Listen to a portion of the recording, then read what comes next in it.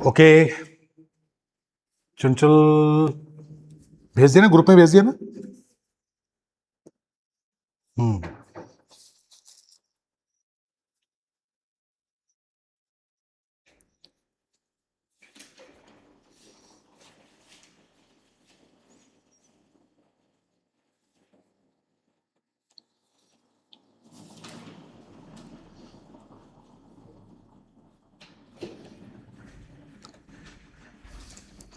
चलो join fast, फटाफट फटाफट ज्वाइन करने का बच्चों।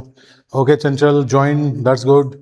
ठीक है बेटा, तो सबसे पहले हम पढ़ने जा रहे हैं, इसमें बहुत जल्दी से डिस्कस करेंगे बेटे व्हाट इज टेम्परेचर।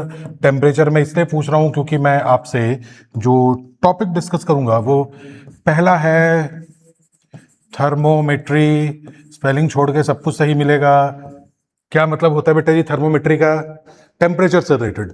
टेम्परेचर क्या होता है बोलो, टेम्परेचर क्या होता है भाई चंचल? टेम्परेचर होता है मेरे बच्चों डिग्री ऑफ हॉटनेस और कोल्डनेस। वैसे सही मायने में बेटा जी ये टेम्परेचर वगैरह जो है ना, ये पढ़ाया जाना चाहिए था केटीजी वगैरह के बाद, क्योंकि ये एवरेज जो स्पीड है ना उसको बताता है। अगर मॉलिक्यूल वाइब्रेशन बहुत ज्यादा बढ़ जाते हैं तो टेम्परेचर ज्यादा होता है। टेम्परेचर क्योंकि अगर आपने पढ़ा हो बेटा √3 kT/m या √3 RT/m, अगर आपने फॉर्मूला याद हो तो VRMS is directly proportional to under root of temperature. वहां से बताना चाहिए था कि भाई एक्चुअल में क्या होता है कि आरएमएस स्पीड बढ़ जाती है, वाइब्रेशंस बढ़ जाते हैं, फिर टेम्परेचर बढ़ जाता है। यहां पे फिलहाल ये समझो बेटे टेम्परेचर क्या है, डिग्री ऑफ हॉटनेस और कोल्डनेस। बिना हाथ लगाए किसी बॉडी को देख के बता सकते हो कि बॉडी का बेटा टेम्परेचर ज्यादा है या कम है? बता सकते हो? नहीं। इसका मतलब ये हुआ कि अगर आप तारीफ करने में किसी को हॉट बोलते हो या कोल्ड बोलते हो या कूल बोलते हो तो वो भी फिजिक्स के अगेंस्ट है। क्यों? क्योंकि बिना हाथ लगाए आप किसी भी बॉडी को हॉट या कोल्ड नहीं बन सकते, नहीं बुला सकते। लेकिन ये नीट में नहीं आएगा। नीट में क्या आएगा? नीट में आएगा टेम्परेचर स्केल।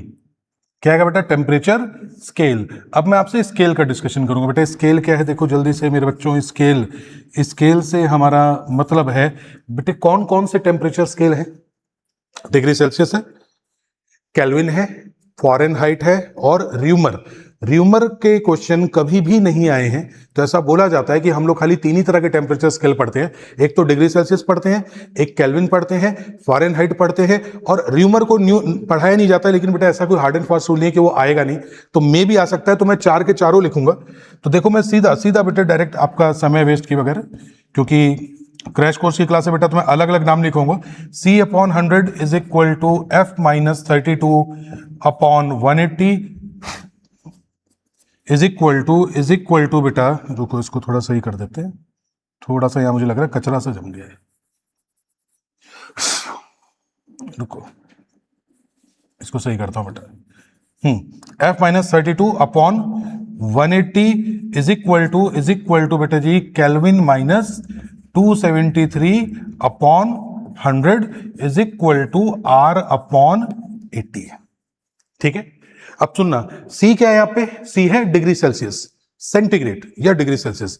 एफ यहां पे क्या है? एफ है फॉरेनहाइट। स्पेलिंग स्टार्ट होती है FAHREIN। लेकिन देखो मैं कितना समझदार हूं, मैंने लिखा ही नहीं, मैं खाली बोल रहा हूं। अब तुम जानो, तुम्हारा काम जाने। एफ से बेटा यहाँ पे क्या मतलब है? Fahrenheit temperature.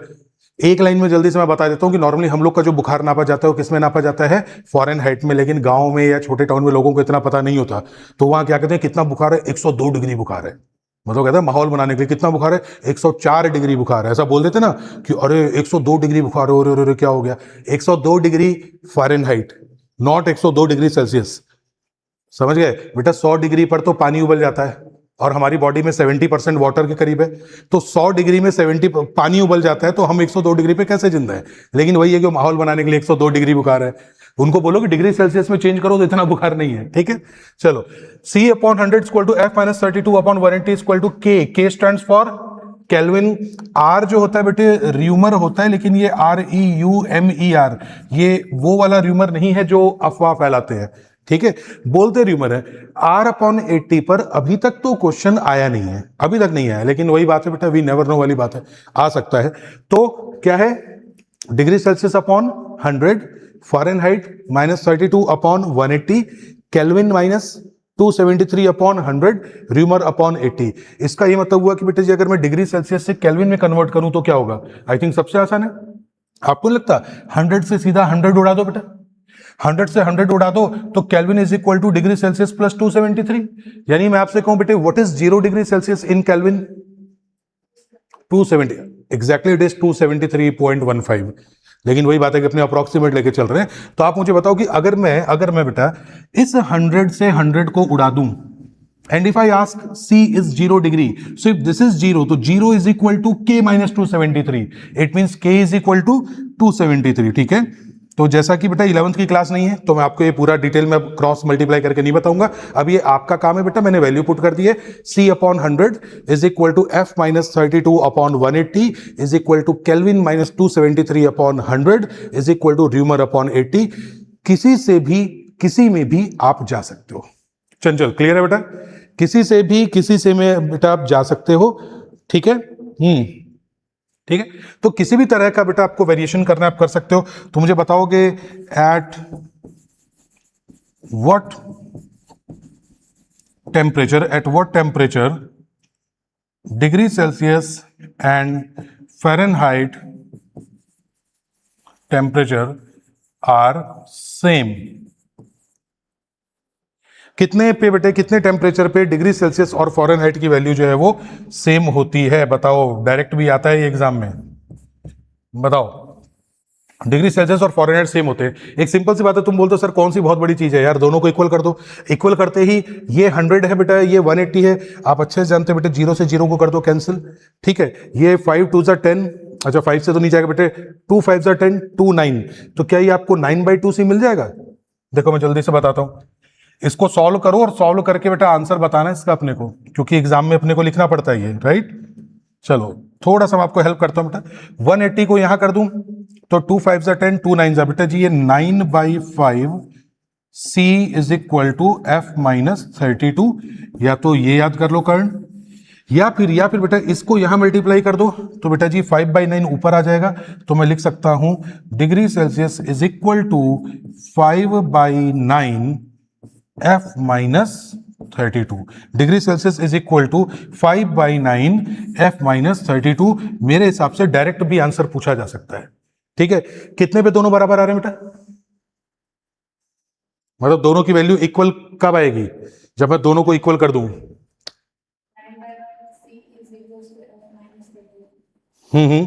तो उसको सॉल्व करने पे बेटे -40 आ रहा है क्या?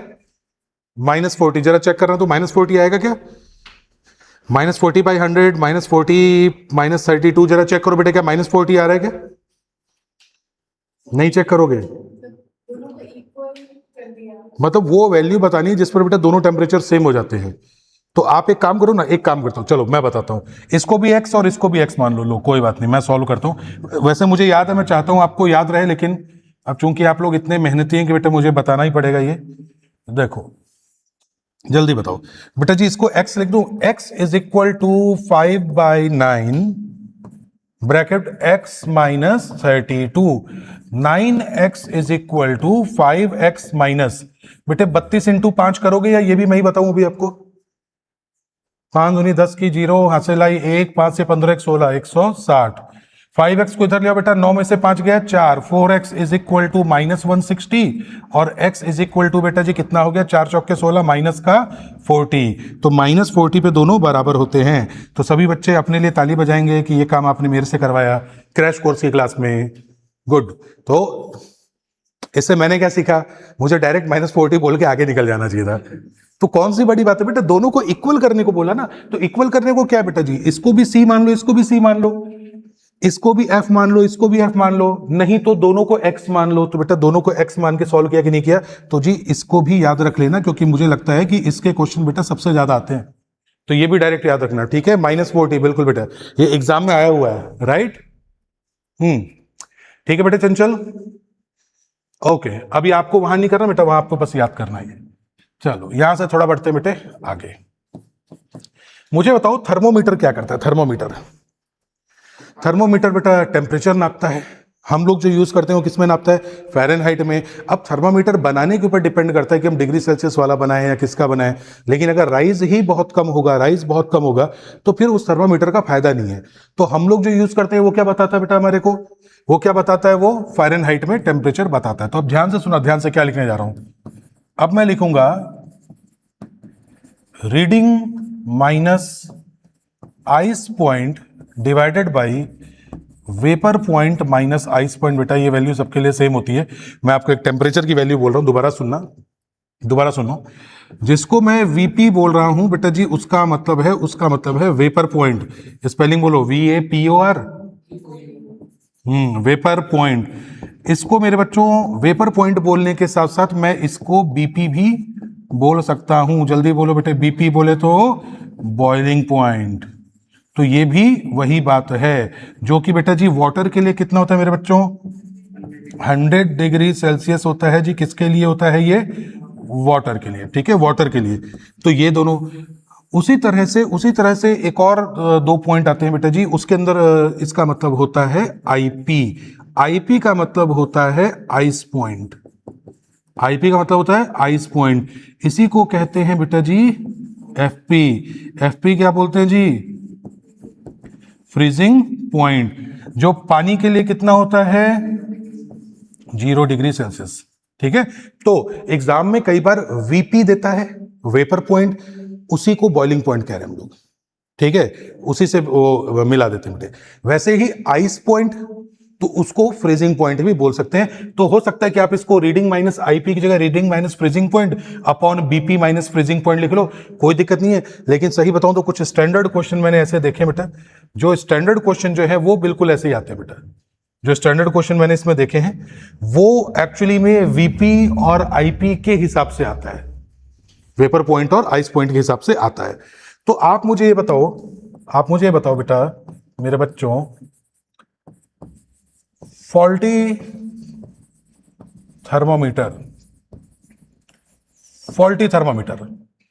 तो मेरे बच्चों फॉल्टी थर्मामीटर ब्रैकेट में, चलो मैं लिख रहा हूं, ठीक है, has IP -5 degree Celsius and VP 95 degree Celsius. और किसके लिए है सर, ये है वाटर के लिए, ये है वाटर के लिए। So find correct reading of 60 degree Celsius on this thermometer. मैं थोड़ा सा आपको लैंग्वेज बताता हूं बेटा, हो सकता है इंग्लिश में कंफ्यूजन हो जाए। तो मैं कह रहा हूं 60 degree on this thermometer, the correct reading of 60 degree Celsius on this thermometer. यानी कि इसको मैं समझा देता हूं, कई बार लैंग्वेज समझने में दिक्कत आती है। मैं ये चाहता हूं कि इस थर्मामीटर पे 60 डिग्री जो है उसकी करेक्ट रीडिंग क्या होगी। बात समझो, बात क्या है। मैं कह रहा हूं we have a faulty thermometer. Faulty thermometer की खासियत ये है कि ये बताता है फ्रीजिंग पॉइंट तो है -5, बॉइलिंग पॉइंट है इसका 95। तो ये थर्मामीटर अगर 60 दिखाता है तो उसकी करेक्ट रीडिंग यानी सही थर्मामीटर पे उसकी रीडिंग क्या होगी, इस क्वेश्चन को जज करना है। तो देखो करना कुछ नहीं बेटे, दोनों को कर दो इक्वल। ठीक है, इसकी इंग्लिश को जरूर ध्यान रखना वरना कंफ्यूजन हो सकती है बेटा। मैं आपसे पूछ रहा हूं रीडिंग सही थर्मामीटर पे, तो सही वाले का आंसर हो गया x। रीडिंग कितनी है, x। सही वाले के हिसाब से पानी का बेटा जी आइस पॉइंट 0 है, बॉइलिंग 100 -0, कोई दिक्कत नहीं, कोई दिक्कत नहीं। Reading minus ice point divided by boiling point minus ice point या फ्रीजिंग पॉइंट। तो अगर करेक्ट थर्मामीटर है, रीडिंग निकालनी है, तो रीडिंग नहीं मालूम तो x, लेकिन करेक्ट थर्मामीटर है तो उसका पानी का बेटा फ्रीजिंग पॉइंट तो 0 ही होगा ना, और करेक्ट थर्मामीटर है तो पानी का बॉइलिंग पॉइंट 100 ही होगा और फ्रीजिंग पॉइंट बेटा 0 ही होगा। तो करेक्ट रीडिंग तो ये है।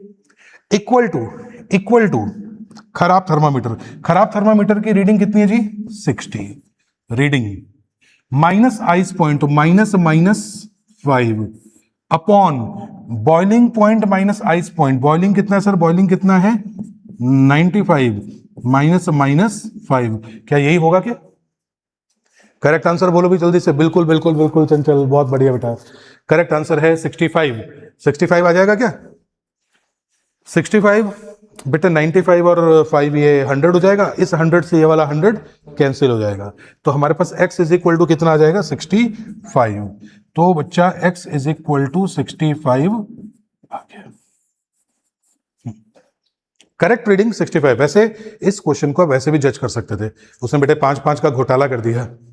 तो अगर वही बात है कि जहां पे मतलब इसका मतलब कि हम करेक्ट रीडिंग जो है बेटा 65 है तो ये 60 बताएगा। जब ये 100 को 95 बता रहा है और 0 को -5 बता रहा है तो ये 65 को ही 60 बता रहा होगा। तो ये आपने जज कर लिया है। क्या यहाँ पे ओके है? क्या आप लोग तैयार हैं एक बढ़िया से क्वेश्चन के लिए? ठीक है बेटा चंचल, ओके। अब मैं क्वेश्चन बोल दूं एक, चलो क्वेश्चन बोल रहा हूं बेटा जी। आई थिंक आप इसके PYQ में भी देख लेंगे इसको। लैंग्वेज बोल रहा हूं क्योंकि मुझे डायरेक्ट बेटा मैं बनाऊंगा तो maybe there may be correction in the question, तो मैं आपके सामने डायरेक्ट क्वेश्चन ही पुट अप कर रहा हूं। क्वेश्चन है हमारे पास, जी हाँ, ये आपका शायद 2013 नीट का क्वेश्चन है। लिखो, the freezing point on thermometer, the freezing point on thermometer is marked at 20 degrees Celsius. Freezing point on thermometer is marked at 20 degrees Celsius and boiling point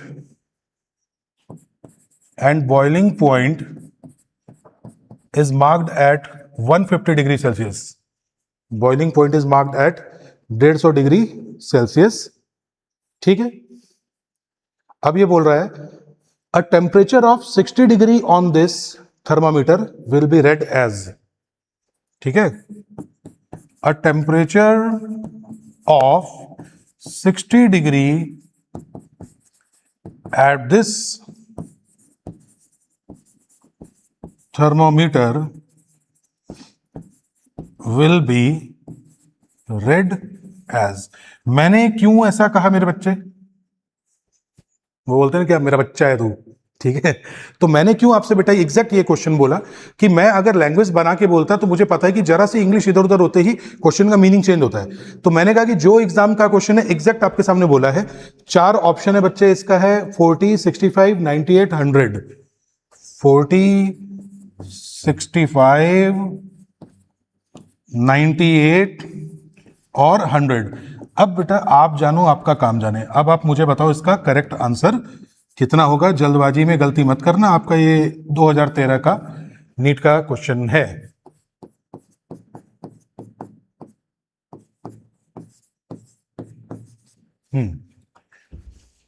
बताइए क्या होगा, जल्दबाजी मत कर देना। मैंने एग्जैक्ट लैंग्वेज वही बोली है जो एग्जाम में है। बेटा पानी पिला तो जरा, वो वाली बोतल कहाँ गई? अरे गजब ठंडा पानी है यार।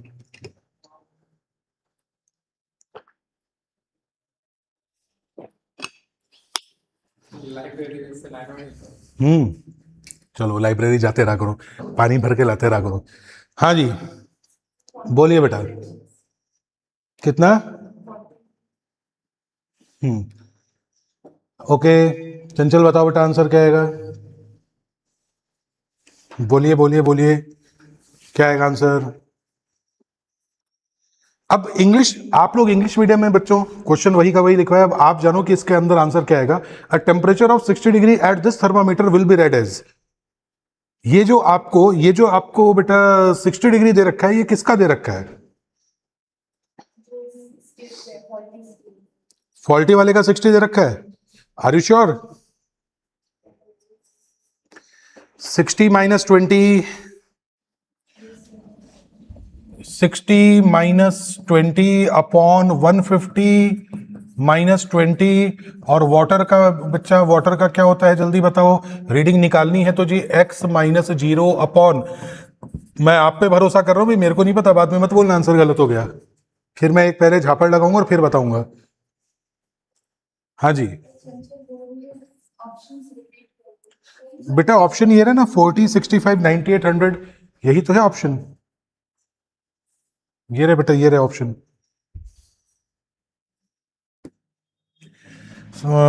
60 में से 20 घटा बेटा कितना हो गया? 40। 150 में से 20 घटा तो बेटा जी कितना हुआ मेरे बच्चे? 130। Is equal to x upon 100। 0 से 0 कैंसिल करो बेटा, 400/13। x कितना आएगा? 37 point something. Are you sure? Are you sure? Chanchal correct answer. Chanchal बेटा करेक्ट आंसर, बहुत बढ़िया। चंचल करेक्ट आंसर बता रही है एकदम। और I am very much sure कि तुम कोई हेल्प नहीं ले रही हो। देखो बेटा, मैं क्यों बार बार ऐसे कहता हूं, ऐसा नहीं कि मैं ये डाउट करता हूं कि आप हेल्प लेके बता रहे हो। मैं ऐसा इसलिए आपको बोलता हूं कि आपको हेल्प नहीं ले रही है, आप उलझो यहाँ पे साथ में बेटा। अब मुझे क्या आंसर पता नहीं, क्या मैं तो कब से करा रहा हूँ क्वेश्चन। मैंने क्वेश्चन क्यों लिखवाया? ताकि मैं ये देखूं कि भाई आपको एग्जाम में मिलेगा तो आप इंग्लिश समझ पाओगे कि नहीं, इसीलिए। क्योंकि यहां तो मैं एक्सप्लेन कर दूंगा क्वेश्चन, पर एज इट इज ये लैंग्वेज आपको नीट में मिल गई तो आपको समझना पड़ेगा, इसलिए मैंने कोई रिस्क नहीं लिया, पूरा पूरा क्वेश्चन दे दिया। अब आप बताओ कि इसने कौन से वाला कहा था? At temperature of 60 degree at this thermometer will be read as, क्या बेटा, x minus 20/130 is equal to 60 minus 0/100। 100 minus 0 बेटा 100 देख दो सीधा। 6/10 is equal to x minus 20/130। बेटा एक जीरो यहां से यहां उठा दो। x minus 20 is equal to 13 दूना 26, 13 39, 13 चौको 52, 13 पंचो 65, 13 6 78, 78। और 78 में बच्चे 20 जोड़ दो तो आपका बेटा कितना आ जाएगा? 98 आ जाएगा। 98 is the correct answer. 98 is the correct answer बेटा। ठीक है, लैंग्वेज आपके आपके लिए बिल्कुल बिल्कुल मेरे बच्चे, बिल्कुल लैंग्वेज आपकी खुशी के लिए। दोबारा से कहाँ गया बेटा? अभी उसे पेशे खिदमत कर देता हूं लैंग्वेज में।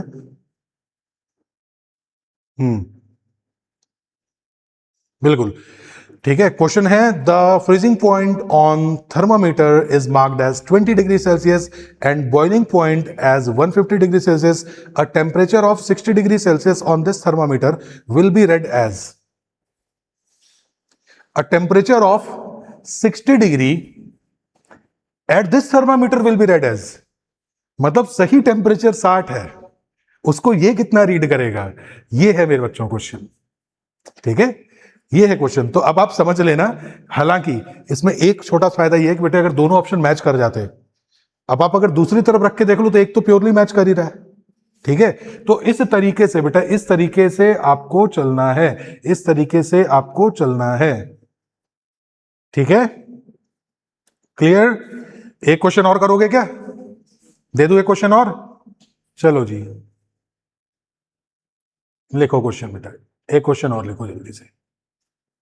ठीक है चंचल, गुड, वेरी गुड बेटा।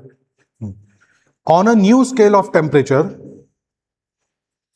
On a new scale of temperature, language बोल रहा हूं, लैंग्वेज सुनिए, कॉपी में लिखो बेटा, मैं बिल्कुल नहीं लिखूंगा बोर्ड पे। On a new scale of temperature, bracket में लिखो डब्ल्यू स्केल, ये बेटा क्वेश्चन में दिया है। On a new scale of temperature, bracket में लिखो डब्ल्यू स्केल, डब्ल्यू स्केल। ठीक है, डब्ल्यू स्केल ब्रैकेट बंद। The freezing and boiling point of water are, the freezing and boiling point of water are, freezing and boiling point of water are 39 degree W and 239 degree W, 39 degree W and 239 degree W, freezing and boiling point बेटा दे रखा है आपको, W respectively, respectively. What will be the temperature of a new scale? What will be the temperature of a new scale corresponding to a temperature of, what will be the temperature of new scale, temperature of a new scale corresponding to a temperature of 39 degrees Celsius, 39 degrees Celsius on the Celsius scale, 39 degrees Celsius on the Celsius scale.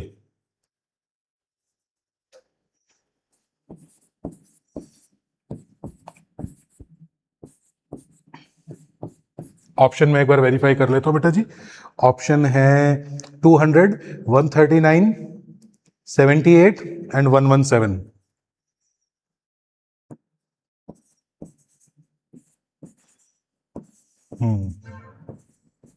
बोलो बच्चे।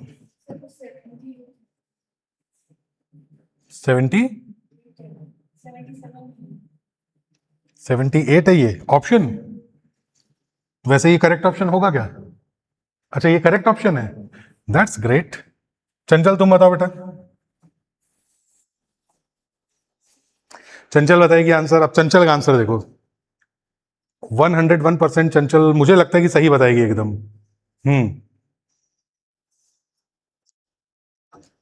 बताओ बेटा।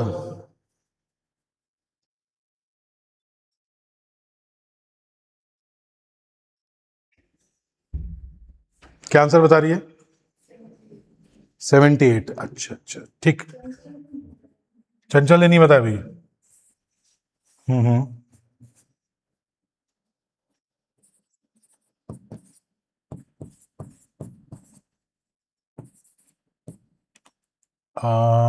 कितना? अच्छा ठीक ठीक 39।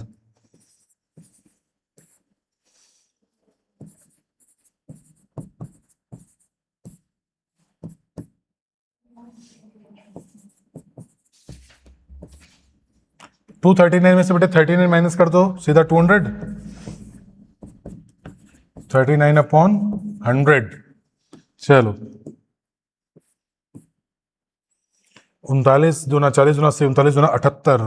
x minus 39 is equal to 78। x is equal to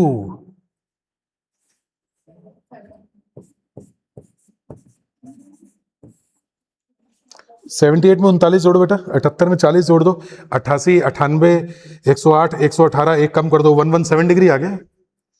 please ask you doubts on this.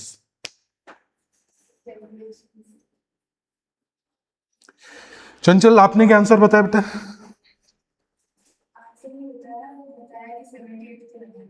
78 नहीं है।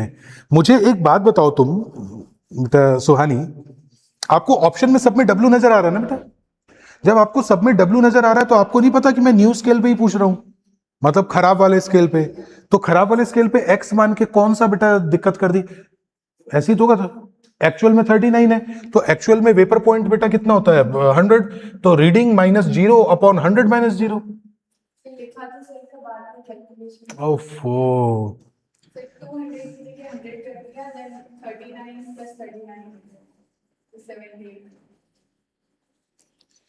ओके ओके हाँ जी, आगे बढ़े बेटा इस पे। मुझे लगता है सफिशिएंट टाइम ले लिया मैंने।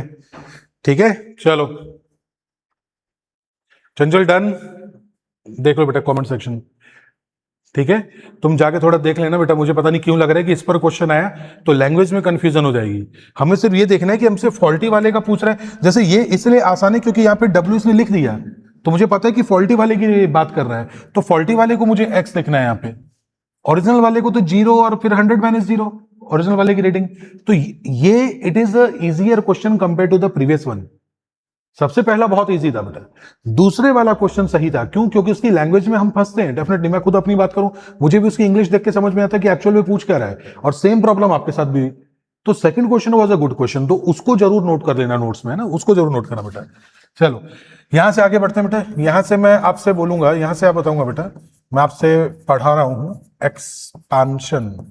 इज इट एक्सपांशन और expansion? Expansion. Okay okay okay. जब जब इतिहास में टेम्परेचर बढ़ेगा, distance between 2 points in a metal sheet बढ़ेगी बेटा, इंक्रीज होगी। अच्छे से देख लो, अच्छे से समझ लो, कोई दिक्कत नहीं, कोई दिक्कत नहीं, रिलैक्स। अब हम एक्सपेंशन थर्मल प्रॉपर्टी पढ़ रहे थे बेटे। थर्मल में हम टेम्परेचर बढ़ाएंगे कुछ केसेस में घटाने की भी करेंगे। अब अगर हम टेम्परेचर बढ़ाएंगे तो हम किसकी बात कर रहे हैं, हम मेटल की बात कर रहे हैं। इसी की वजह से जो कार किस बॉडी की बनेगी, आप कौन सा घर में मटेरियल यूज कर रहे हो, छत पे क्या मटेरियल रखोगे, वो मटेरियल कैसा होगा, ये बहुत मतलब कहते हैं कि हल्के में बात नहीं है बेटा। वो मटेरियल कौन सा यूज होगा, वो पूरी कहानी यहाँ पे आती है। टेम्परेचर बढ़ेगा, मटेरियल फैलेगा बेटा, एक्सपेंशन होगा। इसीलिए होता है ना रेलवे लाइंस के बीच में गैप दिया जाता है। या टेम्परेचर बढ़ेगा, कार जो धूप में खड़ी रहती है, कार को मेटल का बना दो या कार को ऐसी बॉडी बताओ, कार ही फैलेगी। फैलेगी तो बेटा जो उसका बैलेंस वगैरह बदलेगा, सेंटर ऑफ मास चेंज हो सकता है, एक्सीडेंट हो सकते हैं। तो कौन सी चीज को धूप में रखना है, कितना टेम्परेचर बढ़ेगा, साइज और शेप कितना बढ़ेगा, इसको ध्यान में रखते हुए इस सेंटेंस को ध्यान से देखो बेटे। जब जब टेम्परेचर बढ़ता है तो distance between any two points on a metal sheet बढ़ती है। इसके बेसिस पे बहुत ही साधारण सा क्वेश्चन जिसे आप देखते ही आंसर बढ़िया कर दोगे बेटा, देखते ही आंसर कर दोगे। क्वेश्चन है metal sheet has 2 holes of unequal diameter if temperature increase। बच्चों ये है मेटल शीट, ठीक है। चलो इसको ऐसे ही बनाता हूं बेटा जी। ये कुछ मेटल शीट है इस तरीके से बेटा, इसके अंदर जो है 2 होल बना रखे हैं। एक ये दे रखा है, एक है बच्चों ये होल दे रखा है, एक ये दे रखा है, ठीक है। अनइक्वल डायमीटर, एक की रेडियस है R1, एक की रेडियस है R2। अब इफ टेम्परेचर इंक्रीज, अगर टेम्परेचर बढ़ता है, first R1 and R2 increase, second R1 decrease, R2 increase, third R1 increase, R2 decrease,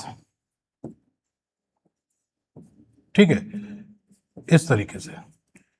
fourth option दोनों डिक्रीज। चलो फोर्थ ऑप्शन में हटा देता हूं बेटा, आप लोग के लिए इतना कर देता हूं। बताओ क्या होगा। फोर्थ ऑप्शन में हटा रहा हूं, इसमें वापस लाइव चलाना पड़ेगा। फोर्थ ऑप्शन बेटे मैं खुद हटा रहा हूं, बताओ क्या हो जाएगा, क्या होगा। दोनों इंक्रीज होंगे। इंक्रीज होंगे तो 2 अलग अलग होल्स दे रखे हैं, ठीक है। उसको कमेंट सेक्शन को मेरी तरफ घुमाते बेटा, क्योंकि मेरे फोन में मैंने क्या क्वेश्चंस ओपन कर रखे हैं ना, बस यही इस पे रख दे, यही मैं देख लूंगा, है ना। कोई अर्जेंट बात हो बेटा, चंचल कोई अर्जेंट बात हो उसको लिखना, सुहानी तुम देख के बताना, है ना। तो बात यह है कि देखो यहाँ कंफ्यूजन क्या होता है। कंफ्यूजन ये है कि भाई ये फैलेगा तो इस तरफ भी फैलेगा, इस तरफ फैलेगा तो शायद ये गैप कम हो जाए, ये गलतफहमी रहती है। आंसर बिल्कुल सही बताया बेटा आपने, आंसर हो जाएगा दोनों के दोनों इंक्रीज। चंचल यही आंसर बताया था क्या। क्वेश्चन थोड़ा देखने में इजी लग रहा है, लेकिन इसमें बच्चे थोड़ा दिमाग लगा लेते हैं कि टेम्परेचर बढ़ेगा तो ये इधर से भी फैलेगा, तो ये इधर से भी फैलेगा, इधर से भी फैलेगा, इधर से भी फैलेगा, तो ये जो गैप है उसको कम कर देगा, उसको पाट देगा, अपने यूं कहें। लेकिन सही में ऐसा नहीं है। तो सिर्फ इतना ध्यान रखना, टेम्परेचर बढ़ेगा तो सिंपल सी बात है कि 2 पॉइंट्स के बीच का डिस्टेंस बढ़ेगा, तो R1 और R2 दोनों इंक्रीज होंगे। तो इस पॉइंट को हल्के में मत लेना बेटा, ना। ये इजी क्वेश्चन बन के आ सकता है करण, ठीक है, इससे कर सकते हैं बेटा। चंचल आया बेटा आपका आंसर, ठीक है, ओके। चलो अब मुझे एक बात का जवाब देना बेटा। अब मैं मेटल्स की बात कर रहा हूं तो मैं कहूंगा कि जी टेम्परेचर बढ़ेगा तो ऑब्वियस सी बात है बेटा जी, लेंथ जो है वो बढ़ेगी, एरिया बढ़ेगा, वॉल्यूम बढ़ेगा, डेंसिटी, बोलो बोलो बोलो बोलो बोलो बोलो बोलो, कोई दिक्कत नहीं बेटा। डेंसिटी, टेम्परेचर बढ़ेगा, लेंथ बढ़ेगी।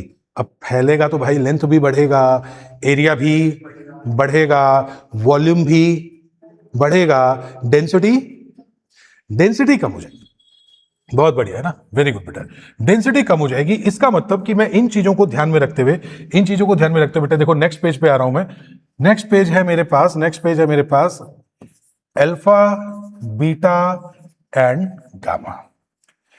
Alpha, beta and gamma. बेटा अल्फा क्या होता है, जल्दी बताओ। अल्फा होता है coefficient coefficient of linear expansion, coefficient of linear expansion. बच्चों बीटा क्या होता है? Coefficient of areal expansion.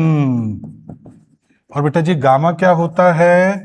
Coefficient of volume expansion.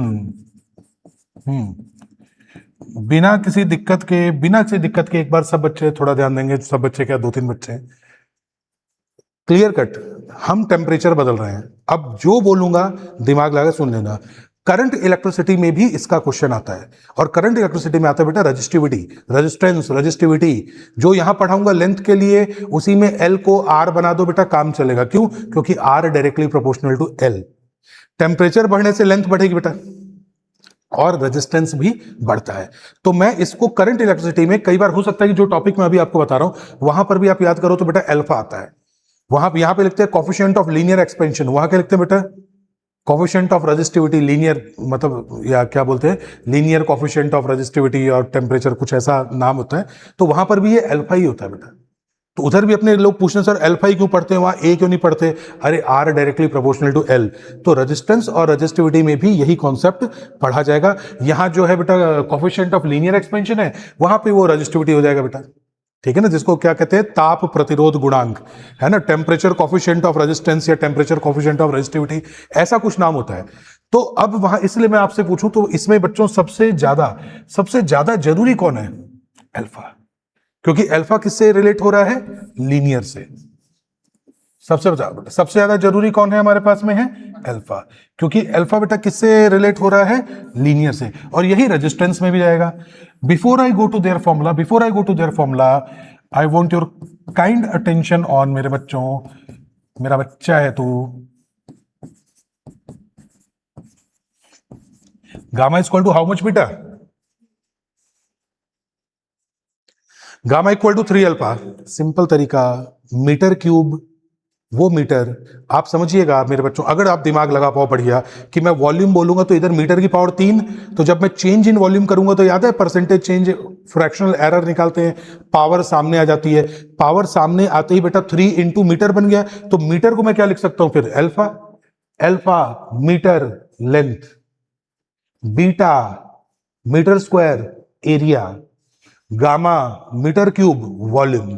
तो ये रिलेशन ध्यान रखना। तो गामा और बीटा में बताओ क्या लिखूं? बिल्कुल। अगर मैं यहां से अल्फा को बेटे बीटा बाई 2 रख के यहां लिख दूं तो आ जाएगा 3/2 बीटा। क्या ये रिलेशन लिखा जा सकता है बेटा? तो ये जरूर ध्यान में रखना कि कई बार आपको कोफिशिएंट ऑफ वॉल्यूम एक्सपेंशन के, आपको क्वेश्चन क्या देगा? Volume increased by this and that and it happened to volume and that, आपको ब्रैकेट में पकड़ा देगा अल्फा। और वहां स्टूडेंट सोचते हैं सर हमें तो अल्फा दे दिया, हमें तो sir coefficient of linear expansion दिया है, सर वॉल्यूम एक्सपेंशन का क्वेश्चन कैसे करें? गामा की जगह पे 3 अल्फा लगा दो बेटा। आपको हो सकता है बीटा दे दे, गामा दे दे, तो आपस में चेंज कर लोगे। कई बार जल्दबाजी में स्टूडेंट क्या गलती करते हैं कि वॉल्यूम एक्सपेंशन के क्वेश्चन को या एरियल एक्सपेंशन के क्वेश्चन को लीनियर एक्सपेंशन वाले से कंफ्यूज कर देते हैं। और एग्जामिनर साहब चालाकी के लिए क्या करते हैं? ब्रैकेट में बीटा गामा या इसमें दे देंगे। मान लो रॉड का क्वेश्चन है और मेरे को ब्रैकेट में दे दिया sir coefficient of volume expansion gamma is this much. मुझे रॉड के क्वेश्चन में क्या चाहिए होगा? लीनियर एक्सपेंशन यानी अल्फा चाहिए। मेरे को दे दिया गामा, क्या करेंगे हम लोग? सिंपल बेटा 3 से डिवाइड। तो मैं क्या लिख दूं बेटे? गामा बाई 3 कर दो, आंसर आ जाएगा। तो इसका आप लोग जरूर ध्यान रखेंगे। परसेंटेज चेंज में भी बेटा जी ऐसा क्वेश्चन आता है। एक छोटा सा क्वेश्चन पेश खिदमत है आपके लिए। मुझे आंसर बेटा लिखने की बजाय अगर आप सीधा सुन के बता दो तो I would be more happy. कहाँ है क्वेश्चन जी? ये क्वेश्चन आप ढूंढेंगे PYQ में मिल भी जाएगा बेटे। If length of a cylinder on heating increases by 2%, the area of base of material is increased by। दोबारा क्वेश्चन बोल रहा हूं बेटा, क्या है question? If a length of a cylinder, ये मेरे जिस स्टूडेंट की कॉपी पहले से ढूंढ के पीटूंगा मैं, लेकिन कोई बात नहीं। पहले क्या है कुल मिला के बेटा? Length of a cylinder on heating increases by 2%, the area of base is increased by. बताओ, area of base increase by, बिल्कुल बेटे, कितना आएगा? 2, 4, 6, 8। सही आंसर, सही आंसर बेटा। क्या आंसर बताया आपने? 4%। 4% कैसे पता लगा? लेंथ देकर एरिया पूछ रहा हूं बेटा, लेंथ देकर। ये पीवाई क्यू है बेटा, मेंस का क्वेश्चन है ये। इतना इतना इजी सा क्वेश्चन। आपको क्या दिया? लेंथ में परसेंटेज दे दिया, फिर आपको क्या पूछा बेटा? एरिया। तो एरिया को सीधा क्या करना है अपने को? 2 इंटू लेंथ कर दोगे, काम चल जाएगा बेटा, 4% आ जाएगा। तो क्या लिखने की जरूरत नहीं है? क्या इसी प्रकार से बेटे वॉल्यूम एक्सपेंशन वगैरह भी पूछा जा सकता था? तो उसको आप 3 2 जा 6 कर देते। ठीक है, उसमें देखो चंचल ओके बेटा, चंचल इज फाइन। ठीक, तो अब यहां पे आ जाओ बेटा, इस पॉइंट पर आते हैं अब हम। अब सुनना बेटा क्या लिख रहा हूं मैं। लिखूंगा L is equal to L not 1 plus alpha delta T. ठीक वैसे ही जैसे यार रेजिस्टेंस और रेजिस्टिविटी भी लिख सकता हूं। तो इसको यहां मल्टीप्लाई किया, इसको यहां मल्टीप्लाई किया बेटा, ये हो गया L is equal to L not plus L not alpha delta T. L not यहां पे है शुरुआती लेंथ, यानी कि इनिशियल लेंथ। ये क्या है मेरे बच्चों? शुरुआती लेंथ यानी कि इनिशियल लेंथ। ठीक है, तो क्या मैं यहां से इसको इस साइड में ले जाऊं, इसको इस साइड में ले जाऊं, इसको इस साइड में ले जाऊं?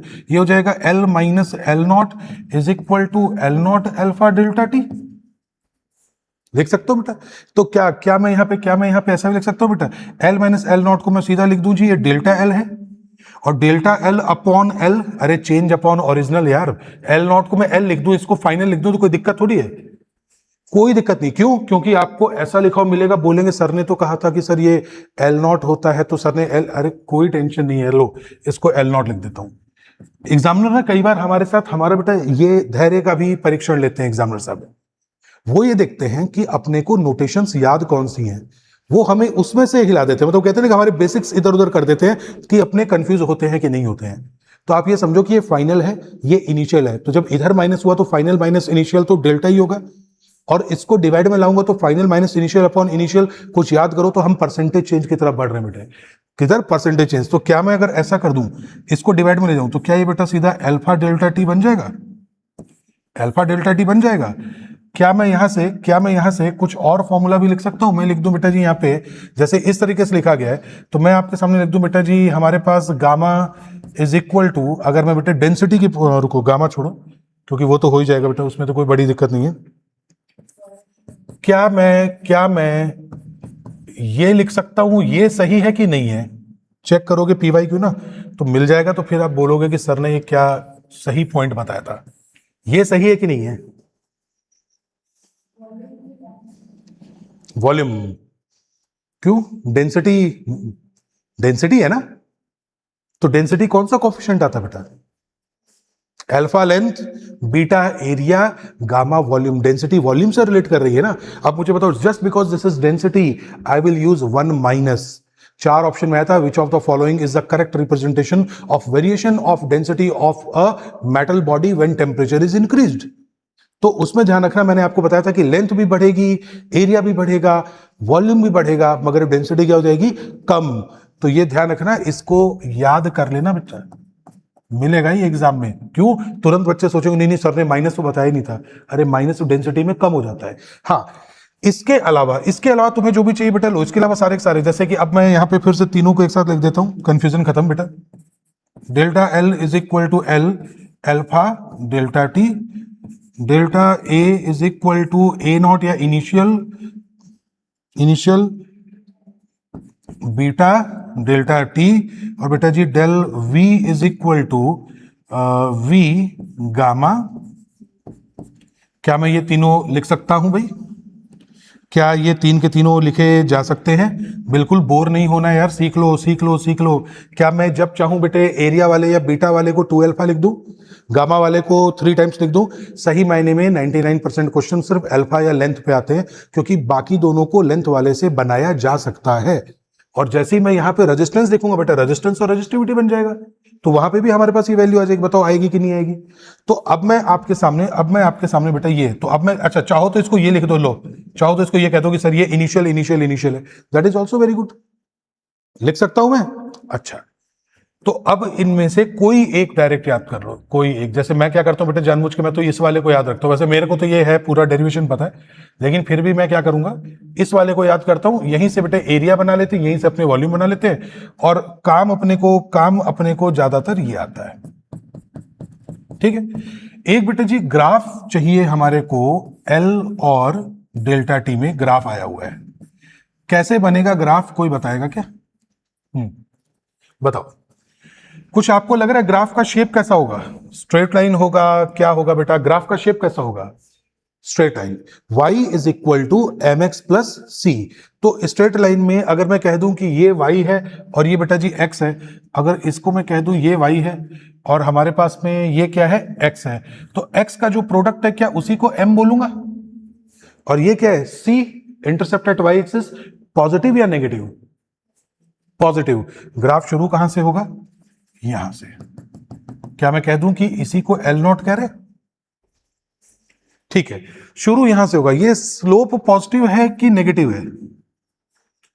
पॉजिटिव है बेटे। यहां पे जो स्लोप है ना, ये स्लोप आया हुआ है शायद मेरे हिसाब से इस क्वेश्चन में। स्लोप एल नॉट एल्फा है, स्लोप ये है बेटा। और ग्राफ कैसे बनेगा? ऐसे बनेगा, पॉजिटिव है। अगर बेटा जी जो स्लोप है वो पॉजिटिव है तो ऑब्वियसली वो लेस देन 90 डिग्री ही बनेगा। ठीक है, तो यहां पे जो थीटा है, यहां पे जो थीटा है बेटा जी, टेन थीटा जो हमारे पास है, टेन थीटा जो हमारे पास है वो एल नॉट एल्फा है। यकीन मानो एक अच्छा क्वेश्चन बना सकता हूं बेटा, थीटा 45, थीटा 30 या 60 डिग्री देके एल नॉट एल्फा, मैं कह दूं एल नॉट इतना है और ग्राफ में थीटा इतना है, एल्फा नहीं निकाल सकते? निकाल सकते हो। और अगर तुम अल्फा निकाल सकते हो तो तुम बीटा भी निकाल सकते हो और तुम गामा भी निकाल सकते हो। ठीक है, चूंकि बेटा क्रैश कोर्स है, अपने को जल्दी जल्दी बढ़ना है, तो मैं बहुत एक्सप्लेनेशन नहीं दे रहा हूं, काम काम की तरफ अपने चीजों के वो लेके बढ़ रहे हैं। तो एक तो ये पॉइंट्स आपको याद रखने हैं। उसके साथ में बेटा जी हमें क्या बोलना था? हाँ बिल्कुल, मुझे बताओ इनमें से कौन कोफिशिएंट ऑफ इलास्टिसिटी से आ सकता है बेटा?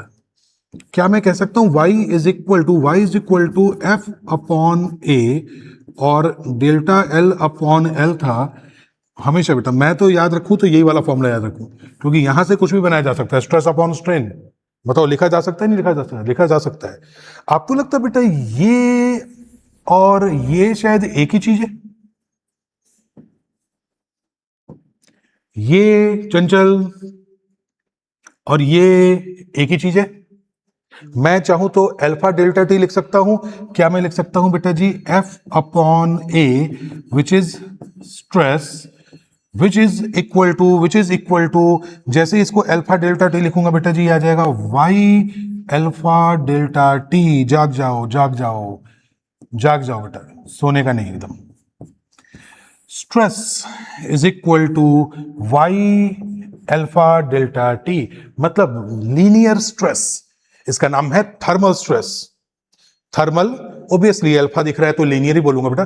थर्मल स्ट्रेस का क्वेश्चन आ गया, थर्मल स्ट्रेस का क्वेश्चन आ गया, तो थर्मल स्ट्रेस का क्वेश्चन यहां से होगा। इससे फायदा पता है क्या है? अगर मैं एग्जामिनर हूं तो बेटा ये क्वेश्चन में क्यों दूं? एक तो आपका यंग्स मॉडुलस का क्वेश्चन बन गया, तो इलास्टिसिटी से क्वेश्चन आ गया। दूसरा आपको टेम्परेचर का ज्ञान हो गया यहां पे, तो मैंने इलास्टिसिटी और थर्मल प्रॉपर्टी ऑफ मैटर दोनों को मिलाकर एक क्वेश्चन बना दिया। तो मेरे पॉइंट ऑफ व्यू से नीट के एग्जामिनर से आपको थर्मल स्ट्रेस का क्वेश्चन आपको देना चाहिए बेटा। ठीक है, अब आप कॉमन सेंस लगाओ कि थर्मल ना भी लिखूं ना तो भी आप थर्मल समझ लो, थर्मल ही समझोगे। बोलोगे टेम्परेचर बढ़ा रहा हूं तो थर्मल, अच्छा थर्मल स्ट्रेस नहीं लिखना है तो यार फिर थर्मल फोर्स लिख लो, F is equal to Y A alpha delta T. लो, इसको थर्मल स्ट्रेस नहीं समझना है तो फोर्स समझ लो। इनफैक्ट मैं तो क्या करूं, चार ऑप्शन दे दूं और आपसे पूछूं कि विच of the following is true, उसी में हो सकता है स्टूडेंट्स को दिक्कत हो जाए। तो थर्मल स्ट्रेस मेरे हिसाब से क्वेश्चन आना चाहिए, विच of the following is the correct representation of thermal stress. Is it clear? ठीक है बेटा, ये हमारे पास में आ गया, थर्मल आ गया, स्ट्रेस आ गया। ठीक है, अल्फा की वैल्यू ले ली। चलो यहां से हम आगे बढ़ते हैं, यहां से हम आगे बढ़ते हैं बेटा। if increase in length is same or temperature independent, spelling बोलो। पी, हाँ, ई, इसमें ए आता ही नहीं है क्या यार? मैं तो कोई ना कोई ए घुसा देता था बीच में। टेम्परेचर इंडिपेंडेंट, तो मेरे बच्चों अगर ऐसा आ जाए, अगर ऐसा आ जाए बेटा बिना किसी दिक्कत के L1 alpha 1 equal to L2 alpha 2, अभी तक नीट में सबसे ज्यादा क्वेश्चन अगर आ रहे हैं तो इससे आएंगे बेटा। अभी कुछ PYQ में लगवाऊंगा, डोंट वरी, पर पहले इसको समझ लो कि आया कैसे। अगर बेटा टेम्परेचर डिफरेंस, अगर मैं कह दूं लेंथ डिफरेंस कांस्टेंट है इनका, तो मैं क्या कहूंगा कि लेंथ में इंक्रीज एक्चुअल में होता क्या बेटा? यही होता है ना, डेल्टा एल, तो इज इक्वल टू बेटा G L not alpha delta T होता है। मैं कह दूं जी वन बॉडी, और ये बेटा जी हमारे पास जो वन है और ये वन है, मान लो इस हिसाब से आ गया, ठीक है। अब क्या किया मैंने कि दूसरी बॉडी जो है बेटे, दूसरी का क्या लिख दूंगा, दूसरी का मैं लिख दूंगा 2, तो जी इसके वाला जो है इसका नाम L2 दे दो बेटा, ये L1 है, L2 दे दो अल्फा 2 और डेल्टा टी। बेटा इंडिपेंडेंट ऑफ टेम्परेचर है, टेम्परेचर भी डिपेंड ही नहीं कर रहा, या सेम टेम्परेचर के हिसाब से बढ़ रहा है। तो अगर मैं दोनों को इक्वल लिख दूं बच्चों, अगर मैं दोनों को इक्वल लिख दूं, इंक्रीज ऑफ लेंथ, ये इंक्रीज ऑफ लेंथ है, इंक्रीज ऑफ लेंथ है, दोनों सेम है, तो बचेगा क्या? L1 alpha 1 equal to L2 alpha 2। बताओ क्लियर है? अब वहां डेरिवेशन नहीं कर रहे हैं, तो अगर increase in length is independent of temperature, तो टेम्परेचर से टेम्परेचर कैंसिल हो गया, तो बेटे अच्छा, या फिर increase of length is same, अगर ऐसा दे दिया तो L1 alpha 1 equal to L2 alpha 2। Chanchal clear है क्या? एक बार लिखो बेटा, पानी दे तो थोड़ा। सबसे ज्यादा क्वेश्चन भाई इसी पर आ रहे हैं, सबसे ज्यादा। अभी मैं क्वेश्चन पे क्वेश्चन बोलूंगा, क्वेश्चन करना है पक्का?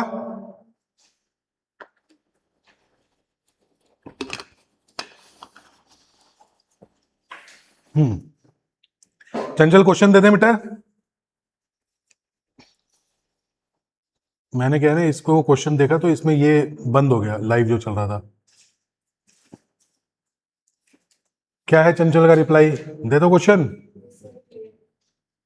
ठीक है, तो मेरे बच्चों जल्दी से क्वेश्चन लिखो।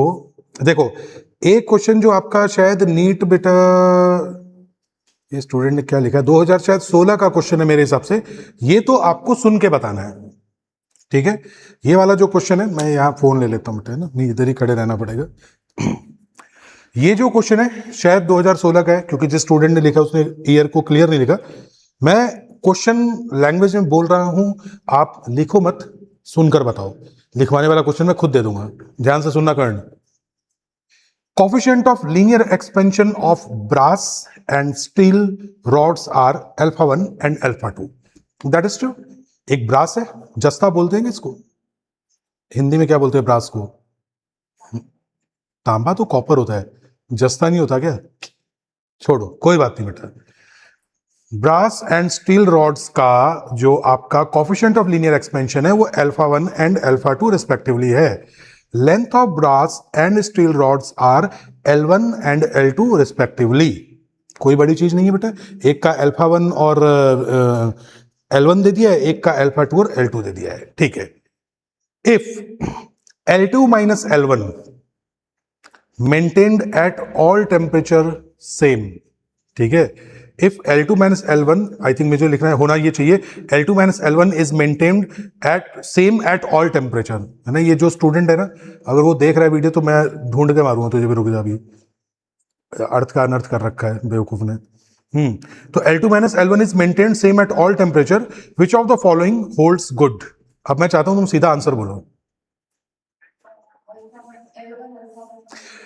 जी। फर्स्ट ऑप्शन है alpha 1 square L2 equal to alpha 2 square L1। Second option है alpha 1 L1 is equal to alpha 2 L2। क्या मैं अगला ऑप्शन बोलूं या ये सही है? सही है। चंचल बेटा ये आंसर सही है क्या, जरा बताना तो। ठीक है बेटे, L1 alpha 1 equal to L2 alpha 2, ठीक है। इसको मैं इसलिए नहीं लिखवा रहा, क्या लिखवाऊंगा यार, ये तो पता लगेगा अपने को। तो ये क्वेश्चन हमारा आया हुआ है बेटे। तो यहां से अब मैं चाह रहा हूं नीट 2019 के क्वेश्चन की तरफ लिखो। नीट 2019 का क्वेश्चन एज इट इज बोल रहा हूं बेटे, फटाफट लिखो, फटाफट लिखो। A copper rod of 88 centimetre,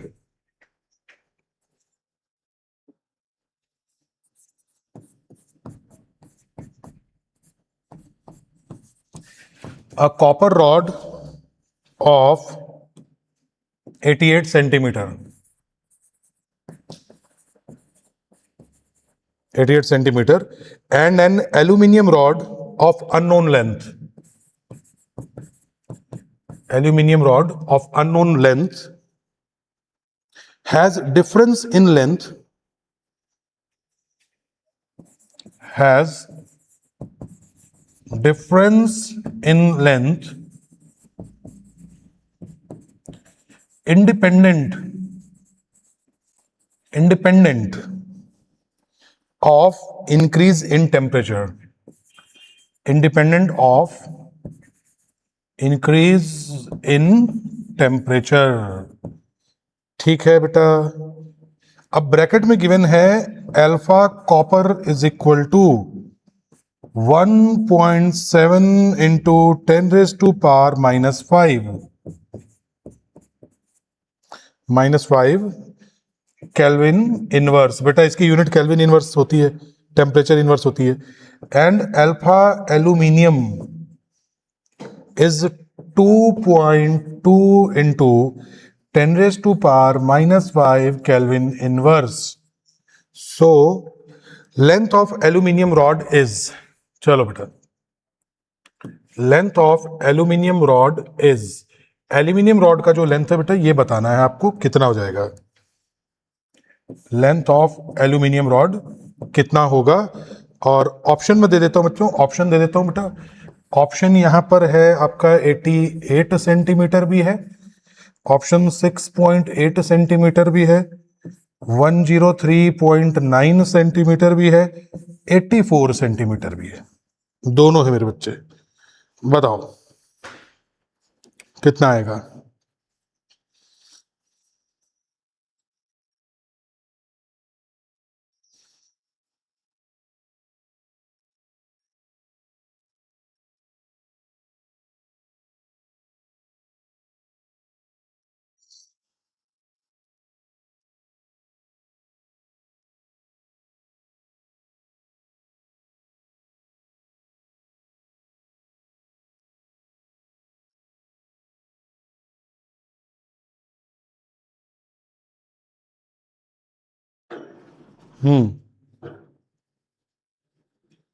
बोलो.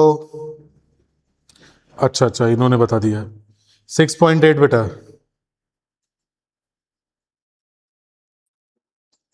इसमें आंसर जो है बेटा 6.8 ही है. ठीक है, कैलकुलेशन देख लेना. मुझे लगता है इसने या तो कुछ लैंग्वेज आगे पीछे कर दी होगी. ये जो हमारा प्यारा बच्चा जिसने लिखा है उसने मेरे हिसाब से बेटा जी या तो कुछ लैंग्वेज इधर उधर कर दी होगी. 6.8 सेंटीमीटर आ रहा है इसमें. ठीक है, 2.2 इंटू 10⁻⁻5 है क्या? बिल्कुल है सर. 1.7 इंटू 10⁻⁻5 भी है. और बेटा 88 सेंटीमीटर है. ठीक है. कोई नहीं, आपका एक्यूरेट आंसर लिख दो बेटा. कितना आ रहा है? 68 सेंटीमीटर आ रहा है ना. इसने कुछ हो सकता है कोई वैल्यू बेटे माइनस प्लस में कोई आगे पीछे हो सकता है. मैं सोच रहा हूँ शायद में भी कोई -6 हो इसमें से, या कोई -4 हो. इस तरीके से आएगा, मतलब है ना. तो हो सकता है कि भाई इसकी कैलकुलेशन में दिक्कत है, लेकिन दैट इज टोटली फाइन. आपको तरीका तो समझ में आ ही गया, तरीका तो पता लग ही गया, तो कोई दिक्कत नहीं है. अपना जो नियरेस्ट आंसर दिख रहा है वो 6.8 है. मैं ये लेके चल रहा हूँ बेटा कि इसने कहीं ना कहीं मे भी शायद कोई प्लस माइनस वगैरह में क्या कर रखा हो, मिस्टेक कर रखा हो. यही आ रहा है ना. 2.2 और 1.7 बिल्कुल बिल्कुल बेटे. तो ये आपका कितना आ जाएगा? 17/22. और साथ में क्या आ जाएगा? 88. ठीक है ना. 88 इंटू 17/22 करो बेटा. अच्छा अच्छा, 17/22 और 88, 22 चौक 88, हाँ 17 चौक 68. बिल्कुल बिल्कुल करेक्ट करेक्ट. तो ये उसी में कुछ ना कुछ कंफ्यूजन है, नो प्रॉब्लम इन दैट. ठीक है, तरीका तो पता लग ही गया. दैट्स फाइन बेटे, तरीका तो पता लग ही गया. एक क्वेश्चन मैं आपको बेटा वर्बली बोल के बता रहा हूं, आपको लिखने की जरूरत नहीं है. इसको भी आप सुन लेना कि क्वेश्चन क्या है. The length of a steel rod is 5 centimetre longer than brass rod. लिखोगे या क्या करूं? बोल के बताऊं? तुम बताओ. शॉर्ट में लिख लो. चलो. Length of a steel rod is 5 centimetre longer than brass rod. PYQs actually इसलिए करवा रहा हूं बेटा क्योंकि इससे ही क्वेश्चन सबसे ज्यादा आते हैं. Length of the of a steel rod is 5 centimeter longer than brass rod. Brass rod. If this difference in their lengths, if this difference in their length is to remain same at all temperature, आपको trick पता लगे बेटा. Difference in length should remain same at all temperature. All temperature. The length of brass rod will be. Length of brass rod will be, और आपको दे रखा है बेटा जी अल्फा स्टील जो है, अल्फा स्टील है 12 इंटू 10 की पावर -6, और अल्फा ब्रास दे रखा है मेरे बच्चों 18 इंटू 10 की पावर -6. ठीक है, और ऑप्शन आपके पास है, ऑप्शन जो है ऑप्शन आपके पास में है 20 सेंटीमीटर, 15 सेंटीमीटर, 5 सेंटीमीटर और 10 सेंटीमीटर, ये सब है.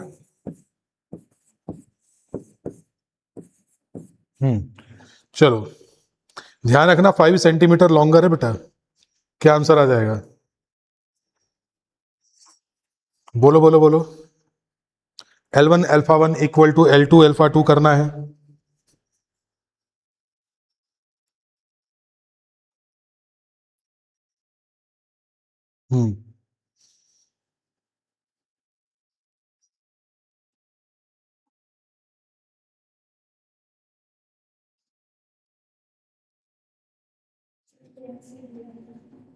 क्या आ जाएगा? 10 सेंटीमीटर.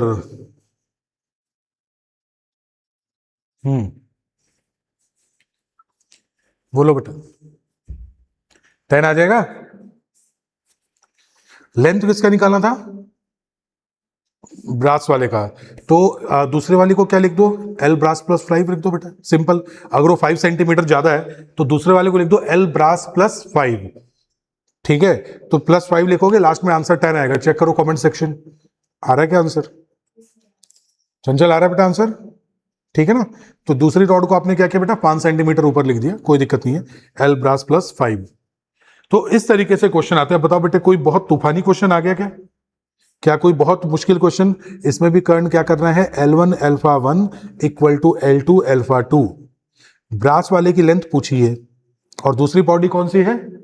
स्टील. स्टील वाले की लेंथ जो है बेटे वो ब्रास वाले से 5 ज्यादा है. तो length of steel is equal to length of brass plus 5. तो इस तरीके से आप पुट करोगे बेटा, आपका आंसर लास्ट में 10 आ जाएगा. ठीक है, अब ये खत्म हो लेक्चर तो बेटा कर देना फटाफट. ठीक है, चलो इससे बेटा थोड़ा सा हम आगे बढ़ रहे हैं. मैं इससे थोड़ा सा बेटा टेम्परेचर की तरफ आपको ले चलता हूं. अभी जो पोर्शन मैं पढ़ाऊंगा बेटा उसमें से नीट में बहुत कम क्वेश्चन आते हैं और थोड़ा सा जेई मेंस की तरफ ज्यादा आते हैं. बट आई एक्सपेक्ट कि शायद इस बार इसमें से नीट में बेसिक क्वेश्चन डिस्कस करें. तो पहले बताओ, एक दिन में बेटा 86,400 सेकंड होते हैं क्या? एक दिन में how many seconds are there in one day? How many seconds are there in one day? यही होते हैं क्या? चेक कर लेना. 86,400. चलो मैं क्यों आपको ये बता रहा हूं, क्यों ये बहुत जरूरी है, क्यों ये जरूरी है. लो मैं आपसे पूछना चाहता हूं सिंपल. हाँ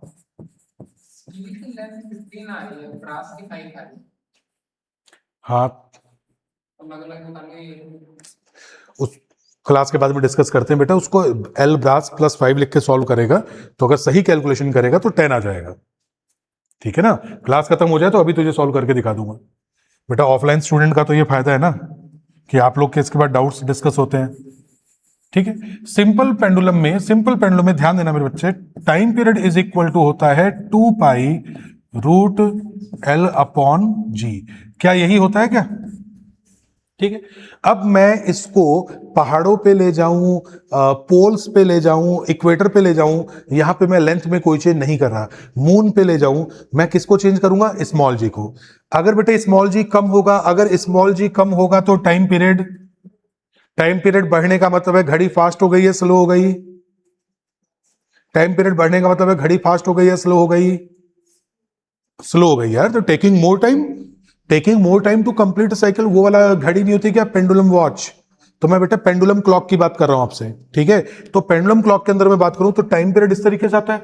अब मैं क्या कर रहा हूं कि इसको हम लोग न तो पोल्स पे लेके जा रहे हैं, ना ही हम इसको इक्वेटर पे लेके जा रहे हैं, ना ही प्लेनेट चेंज कर रहे हैं, कुल मिला के स्मॉल जी इज कांस्टेंट। तो अब हम चेंज क्या कर रहे हैं, हम चेंज कर रहे हैं लेंथ। अब लेंथ को कैसे चेंज कर रहे हैं, चेंज करेंगे टेम्परेचर। तो ध्यान से सुनना, ध्यान सुनना बेटा। इफ आई से टेम्परेचर इंक्रीज, टेम्परेचर इंक्रीज मतलब किसके, गर्मी के दिन कह दूं क्या? अगर टेम्परेचर इंक्रीज हुआ, टेम्परेचर इंक्रीज होने से, टेम्परेचर इंक्रीज होने से बेटा जी इसकी लेंथ जो है वो इंक्रीज हो गई। अब यहां ध्यान रखना है कि टेम्परेचर और टाइम पीरियड में कंफ्यूज मत होना। तो मैं यहां पे बेटा जी इसको टाइम लिख रहा हूं, और मैं टेम्परेचर को भी टी से बोलता हूं, तो मैं पूरा पूरा नाम लिख रहा हूं। Temperature is increase, length increase, length increase, so time period, time period बेटा क्या हो जाएगा, time period increase, so it will take more time. Pendulum बेटे ज्यादा टाइम मिलेगा बेटा वो साइकिल कंप्लीट करने में। तो इसका मतलब हम लोग क्या बोलेंगे बेटे, जो घड़ी है वो क्या हो गई हमारी स्लो, घड़ी जो है बेटे जी वो क्या हो गई हमारी स्लो। तो गर्मी के दिनों में घड़ी जो है वो स्लो हो जाती है। क्यों जाती है, क्योंकि गर्मी के दिनों में टेम्परेचर बढ़ता है, जिससे लेंथ ऑफ द पेंडुलम जो है वो बढ़ जाता है बेटा। पेंडुलम वाली जो घड़ी होती है, लेंथ बढ़ गई, लेंथ बढ़ने से क्या हुआ, टाइम पीरियड जो है बेटा बढ़ गया। तो it will take more time. इसका मतलब वॉच जो है, क्लॉक जो है वो क्या हो जाएगी, स्लो। क्या मैं कह सकता हूं कि वाइस वर्सा, क्या मैं कह सकता हूं बेटा वाइस वर्सा? वाइस वर्सा मतलब जल्दी से बताओ। अगर मैं आपसे बोल दूं बेटा विंटर, तो विंटर में क्या हो जाएगा, विंटर में टेम्परेचर हो जाएगा, लेंथ हो जाएगी, टाइम भी कम, टाइम पीरियड कम। तो कम टाइम में बेटे वो क्लॉक करेगा, तो घड़ी क्या हो जाएगी, घड़ी क्या हो जाएगी बेटा फास्ट। तो घड़ी क्या हो जाएगी फास्ट। तो ये भी ध्यान रखना, इस तरीके से भी क्वेश्चन बन सकते हैं। इजी क्वेश्चन ये बन के आ सकता है, इजी क्वेश्चन ये बन के आ सकता है, ठीक है। चंचल क्लियर है क्या बेटा? ठीक है, तो यहां से जल्दी से आगे बढ़ते हैं बेटा। अब हम क्या पढ़ रहे हैं कि जब मैं आपसे बेटे टाइम की बात कर रहा हूं, तो मैं आपसे टाइम का क्वेश्चन, टाइम का क्वेश्चन, तो can I write delta T upon T is equal to half, half delta L upon L, which is nothing but half alpha delta theta. So that simply means delta theta is temperature difference. अभी समझाता हूं बेटा चंचल, अभी समझाता हूं, रुक जाओ बेटा, अभी समझाता हूं। Half delta L upon L, और ये जो है मेरे बच्चे डेल्टा टी अपॉन टी, ये जो है ये टाइम की बात कर रहे हैं। Fractional change in time is directly proportional to half. देखो हुआ कैसे, क्या पिछले क्वेश्चन में time directly proportional to root L था क्या, T equal to 2 pi root L upon G. बेटा जी छोड़ो, 2 पाई छोड़ो, तो एल की पावर हाफ हो गई। अगर एल की पावर हाफ हो गई, अगर एल की पावर हाफ हो गई मेरे बच्चे, तो डेल्टा टी अपॉन टी लिखूंगा तो याद है कुछ कि बेटे पावर हाफ है तो हाफ पावर सामने आ जाएगी, तो हाफ सामने आ जाएगी, डेल्टा एल अपॉन एल हो जाएगा। तो यही की यही कहानी हमने यहां पे की। अब डेल्टा एल अपॉन एल को क्या लिख सकते हैं, अल्फा डेल्टा टी। पर अगर उसको भी डेल्टा टी लिख दोगे, इसको भी डेल्टा टी लिख दोगे, तो बेटा आप अच्छे से समझदार हो कि कंफ्यूजन क्रिएट हो जाएगी। तो मैंने एक को डेल्टा टी रहने दिया, टेम्परेचर को ऐसे लिख दिया, टेम्परेचर को ऐसे लिख दिया। तो अब डेल्टा थीटा जो है वो टेम्परेचर बन गया कुछ देर के लिए। क्या बन गया डेल्टा थीटा, टेम्परेचर बेटे। अब यहां से आप और कर सकते हो, अब आप यहां से y का फॉर्मूला भी लगा सकते हो। अब कोई कहे sir delta L upon L तो सर होता है sir, it is like you know what we say stress upon y, तो आप स्ट्रेस अपॉन y भी लिख सकते हो, f अपॉन ए वाई भी लिख सकते हो। यहां से सारे क्वेश्चन टेम्परेचर के बन सकते हैं। Now please keep this in mind, ये फॉर्मूला मेरे बच्चे डायरेक्ट याद रखना है। अभी नीट इनसे बचा हुआ है बेटा। अभी सही मायने में बताऊं तो ये जो क्वेश्चन है वो आपके जेई की तरफ ज्यादा आते हैं। इसमें नीट में नॉर्मली इसमें से क्वेश्चन नहीं आ रहा है, पर वही बात है कि नहीं आया डजंट मीन कि आएगा नहीं, लेकिन अभी तक जेई के अंदर क्वेश्चन ज्यादा आते हैं। ये जो पॉइंट है, इस पॉइंट का मतलब होता है टाइम गेन और टाइम लॉस। टाइम कितना गेन हुआ, टाइम कितना लॉस हुआ, उसका फॉर्मूला ये। तो स्मॉल टी जो डेल्टा टी बेटे मैं क्या करूं, टोटल टाइम, और डेल्टा टी कितना, टाइम गेन और टाइम लॉस। अब टाइम गेन कैसे हो, टाइम लॉस कैसे हो, अरे सुन के देखो यार, गर्मी के दिन है, घड़ी क्या हो गई? स्लो हो गई। आपने गेन किया या लॉस किया? सोचो, गेन और लॉस बताओ क्या होता है। अच्छा सुनो सुनो, ध्यान सुनो बेटा। मेरी घड़ी ने बताया 9 बज गए। मैं भागा, मैंने कहा क्लास है यार, 9 बज गए, दौड़ो दौड़ो दौड़ो दौड़ो। 9 बजे पहुंचा। फिर मैंने कहा अरे यार अभी तो 8:55 हुए हैं। तो 5 मिनट का मुझे क्या हुआ, मेरे पास एक्स्ट्रा 5 मिनट बच गए क्या? मैंने कहा चले काम करते, 5 मिनट चाय वाय पी लेते हैं यार कहीं। तो टाइम गेन हुआ या लॉस हुआ? टाइम गेन हुआ। टाइम गेन हुआ। लेकिन अगर घड़ी ने दिखाए 9, मैं भागा भागा 9 बजे पहुंचा, मैंने कहा चल एक आध मिनट ही लेट हुए, पता लगा नहीं यार वहां तो 9:05 हो गए एक्चुअल टाइम, तो I am already 5 minute late. ये मेरा गेन है या लॉस है बेटा? लॉस है। तो अब मुझे बताओ कि जब टाइम पीरियड बढ़ जाता है तो स्लो हो जाती है घड़ी, तो हमारा नुकसान होता है बेटे। आप घड़ी को 2 मिनट आगे रखते हैं, याद है, ताकि हमें 9 बजे के 8:55 ही हो तो हम फिर भी बच जाते हैं। लेकिन हम 9 बजे पहुंचे और एक्चुअल टाइम 9:05 हो रहा है, तो हमें ज्यादा नुकसान है। घड़ी अगर पीछे हो ना तो ज्यादा नुकसान होता है, क्योंकि आप जिस टाइम पे पहुंचते हो आप उससे डिले हो जाते हो। तो जानबूझ के घड़ी को 2-3 मिनट लोग आगे रखते हैं, ताकि क्या है कि अपने वहां पहुंचे तो अपना नुकसान नहीं हो। तो गेन और लॉस। तो अब बताओ, गर्मी बढ़ी, टेम्परेचर बढ़ा, length of the pendulum clock बढ़ा, टाइम जो पीरियड है बढ़ा। टाइम पीरियड बढ़ा तो घड़ी क्या हो गई? स्लो। घड़ी स्लो हो गई। आपको 9 बजे पहुंचना था, आप 9 बजे पहुंचे, लेकिन आपको पता लगा घड़ी स्लो चल रही है बेटा। तो क्या हुआ? आपका गेन हुआ या लॉस हुआ? आप बताओ, मुझे नहीं मालूम। स्लो चल रही है घड़ी बेटे, स्लो चल रही है, स्लो चल रही है, स्लो चल रही है। आप 9 बजे पहुंचे, लेकिन पता लगा अरे यार मेरी घड़ी तो स्लो थी। एक्चुअल में कितना हो गया? 9:05। तो मेरा क्या हुआ? लॉस हुआ। लॉस हुआ बेटे। सर्दियों में टेम्परेचर टेम्परेचर कम, length of the pendulum clock, time कम, घड़ी फास्ट हो गई, फास्ट चल रही है। मैं पहुंच गया, मैंने कहा जी आ गया मैं 9 बजे। फिर बताया अरे आप तो जल्दी आ गए, क्योंकि फास्ट क्लॉक है बेटा। एक्चुअल टाइम है 8:55। मैंने कहा चल कोई ना, 5 मिनट बैठते हैं थोड़ा आराम से। तो ये क्या हो गया बेटे? गेन। तो टाइम गेन और टाइम लॉस का कॉन्सेप्ट आप कर सकते हो इसमें। तो यहां ध्यान रखना बेटा, एक आपको मैं क्वेश्चन वर्बली बोल के बता रहा हूं, जेई का क्वेश्चन है। मैं लिखवा नहीं रहा हूं बेटे। अब लेक्चर में अगर आप देखेंगे तो आपके पास रिकॉर्ड रहेगा, चाहो तो आप बाद में लिख लेना। अभी मैं क्यों नहीं लिखवा रहा हूं इसका मैं रीजन बता देता हूं, क्योंकि बेटे नीट में यूजुअली नहीं आता है। तो मैं आपसे एक सिंपल सी बात आपसे पूछूंगा बेटा। क्वेश्चन ये है कि सेकंड पेंडुलम जिसका टाइम पीरियड 2 सेकंड होता है, ठीक है। A second pendulum clock has a steel wire, ठीक है। द क्या है, clock shows correct time at 25 degree Celsius. 25 degree Celsius पे जो क्लॉक है वो क्या बताती है? करेक्ट टाइम, ठीक है। How much time does the clock loses और gain in 1 day when the temperature is increase to 35 degree. और अल्फा आपको दे रखा है 1.2 इंटू 10⁻⁵ पर सेकेंड। फिर से बोल रहा हूं, एक सेकेंड पेंडुलम है बेटा, उसकी जो क्लॉक है वो करेक्ट टाइम कितने पे बताती है? 25 पे। करेक्ट टाइम बताती है 25 पे, तुमने कर दिया 35। तुमने कर दिया 35 बेटे। अगर 35 कर दिया आपने तो एक दिन में कितना टाइम आप लूज करोगे? पहली बात बेटा, आपने 35 डिग्री कर दिया है तो आपने टेम्परेचर को बढ़ा दिया है। टेम्परेचर बढ़ गया है, टाइम का क्या होगा? लॉस। तो इन्होंने दिया कि हाउ मच वी लूजेज और वी गेन, एंड अल्फा दे रखा है 1.2 इंटू 10⁻⁵ पर सेकेंड। ऑप्शन है बेटा 200 सेकंड, 20 सेकंड, 10 सेकंड, 5 सेकंड, ये सब दिया हुआ है। तो मैं कैलकुलेशन वर्बली आपको पढ़ के बता देता हूं बेटा। ये फॉर्मूला लगेगा, ठीक है। इस फॉर्मूला में बेटे डेल्टा टी निकालना है, तो स्मॉल टी को यहां भिड़ा दोगे। स्मॉल टी है एक दिन। एक दिन में कितना होता है जी? 86,400 सेकंड।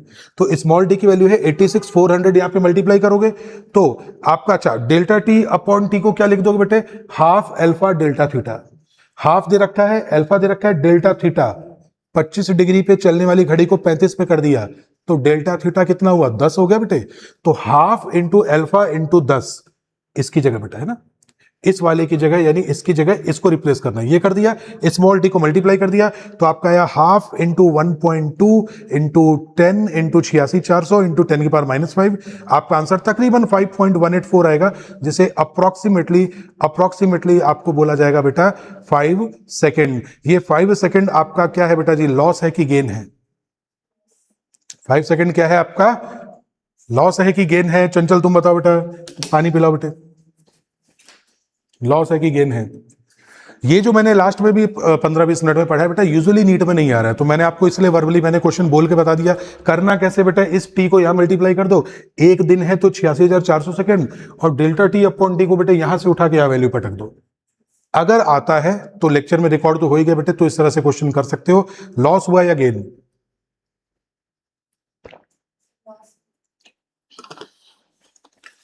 टेम्परेचर बढ़ते ही, टेम्परेचर बढ़ते ही लेंथ बढ़ गई, टाइम पीरियड बढ़ गया, आराम से चल रहा है बेटे, आराम से चल रहा है। नॉर्मल घड़ी के मुकाबले वो स्लो हो गया है बेटे, स्लो हो गया है तो इसका मतलब आपको 9 बजे पहुंचना था, आप अपने हिसाब से 9 बजे पहुंचे, लेकिन पता लगा जी हम तो स्लो थे, दुनिया फास्ट थी बेटा, तो हम स्लो थे तो हम लेट पहुंचे। कुछ बात समझ में आ गई? तो इस तरह, तो अब इसको डायरेक्ट याद कर लो बेटा जी, टेम्परेचर बढ़ेगा तो टाइम का लॉस होगा, टेम्परेचर कम हुआ तो टाइम का, इसीलिए सर्दियों में आप ज्यादा सही टाइम पे पहुंचते हो गर्मियों के मुकाबले। ऐसा होता है क्या? ये तब होता है जब आप वो पेंडुलम वाली घड़ी का यूज कर रहे हो, ये नॉर्मल घड़ियां बैठ के हंस रही होंगी, पता नहीं कौन सा जमाने क्वेश्चन है। खैर, क्या टाइम हो गया यार?